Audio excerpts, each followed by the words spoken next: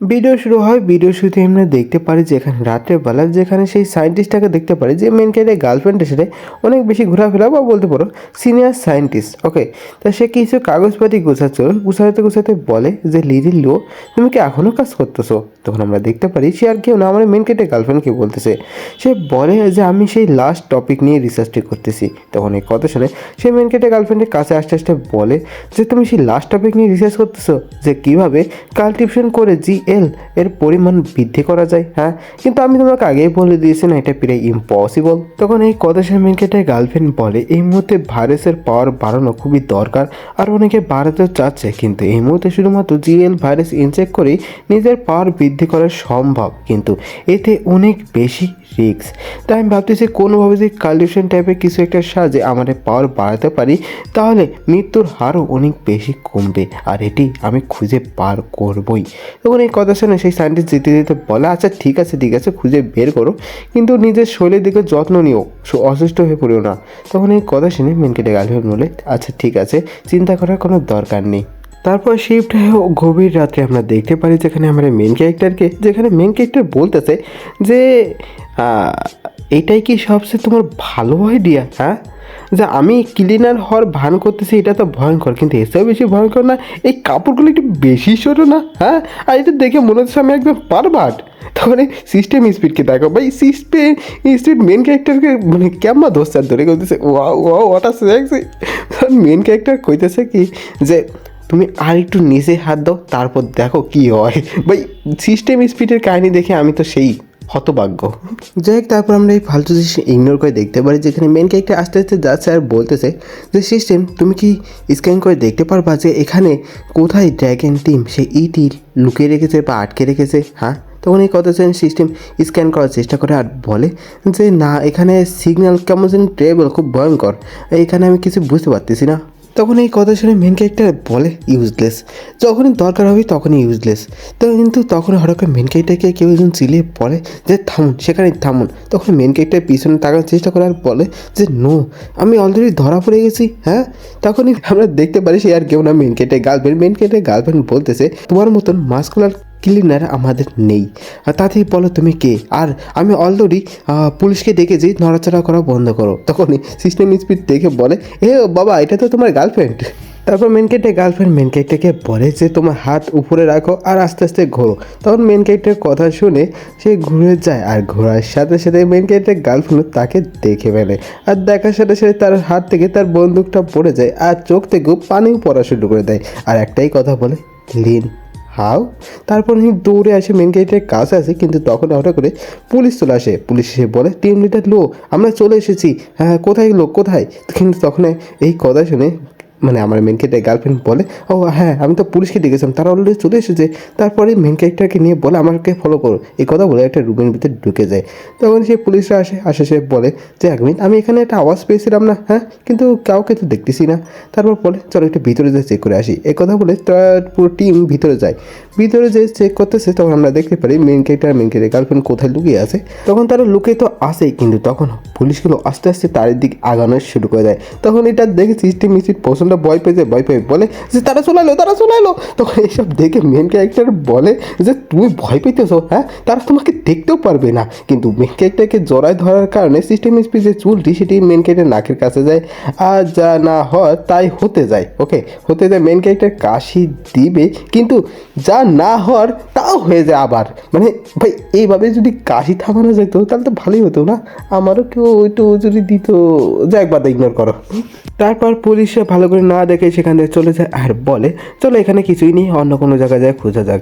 তারপর আমরা দেখতে পাই তারা কিচিং শেষ হয়ে যায়, তার মুখ থেকে বু বেরিয়ে আসে, আর তখন এইসব করার পর তারা চুপ করে শান্ত হয়ে যায়। কিন্তু তখনই মেন ক্যারেক্টার মেন ক্যারেক্টারকে বলে যে তোমার সেটা হয়েছিল ওটা কি? তুমি কি তখন এসেছিলা? সেটা কি তুমিই ছিলা? হ্যাঁ, মানে হাজারো প্রশ্ন শুরু করে দেয়। তখন মেন ক্যারেক্টার বলে এটা একটা লং স্টোরি, আর তাছাড়াও আমি তোমার সাথে দেখা করতে আর ইটি নিতে এসেছি যা তোমরা এখানে আটকে রেখেছো, আর আমার সাথে বর্তমান এই কথা কথা বলে, কিন্তু তখনই মেন ক্যারেক্টার হাতে অনেক বেশি ব্যথা করা শুরু করে দেয়। তখন সিস্টেম পাশে আসে বলে, টিং রিং, তোমার হিউম্যান বডি শুধুমাত্র আর 5 মিনিট টিকতে পারবে। তখন এই কথা শুনে মেন ক্যারেক্টার বলে, তুমি আগে আমাকে বলবো না?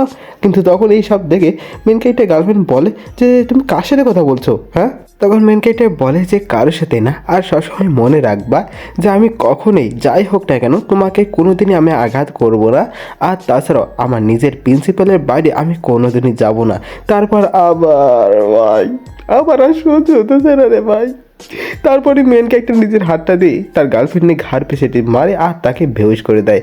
বেহুশ করে পর নিচে শোয়া দেয়। তখন সিস্টেমিসির মেন ক্যারেক্টারকে জিজ্ঞেস করে, তুমি কিসের জন্য সত্যিটা বললে না, হ্যাঁ?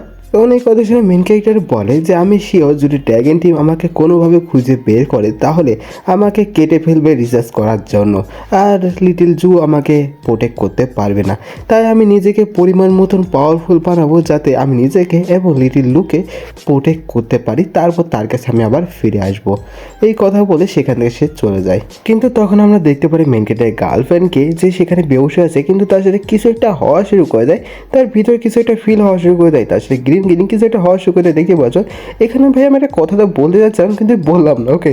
যে তারপরে মেন ক্যারেক্টারের গার্লফ্রেন্ড জেগে ওঠার সাথে সে বলে, হ্যাঁ আমার বডিটা অনেক হালকা হালকা লাগতেছে, কেন অনেক শক্তিশালীও লাগতেছে, আর আমার জিএল ভাইরাসটিও মনে হচ্ছে অনেকটাই বৃদ্ধি হয়ে গেছে। এটা কি কারণে হয়েছে? এটা কি হতে পারে যে, তারপরে দেখতেই পাচ্ছ কী কারণ হতে পারে সে ভাবতেছে, কিন্তু আসলে আমার যতটুকু আন্দাজ তার কারণেই হয়েছে, ওকে। ভাই যাই বলো যে আমারও এরকম একটু পাওয়ার দরকার, যদি কেউ দিতে চাও দিতে পারো, অবশ্যই কমেন্টে দিয়ে দিও, ওকে। সরাসরি দেওয়া লাগবে না, কমেন্টে দিয়ে দিও, তাতে আমার পাওয়ার বেরিয়ে যাবে না, সেই লেভেলে বেরিয়ে যাবে না। আর যাই হোক ভাই, এপিসোডটা এখানে শেষ হয়ে যায়। মূলত এখানে 2টা এপিসোড আমি একসাথে এক্সপ্লেন করেছি, তাও এখানে দেখতেই পাচ্ছ কয় মিনিটে ভিডিও আইছে। তাই ভাবতেছি কি যতক্ষণ না একটু বড় সড়ো এপিসোড পেতেছি, মানে কমপক্ষে 10 মিনিটের ভিডিও তো হওয়া তো লাগে না, এই 4 মিনিট 3 মিনিট ভিডিও আমার নিজেও আপলোড করতে ইচ্ছা করে না, আর তোমার আই থিঙ্ক আমার মনে হয় না যে দেখে মজা পাও তোমরা, ওকে। যাই দেখি আমি পরের বার একটু 10 মিনিটের কমপক্ষে ভিডিও হওয়ার পর আপলোড করবো নি, ওকে। গুড বাই, টাটা, সি ইউ।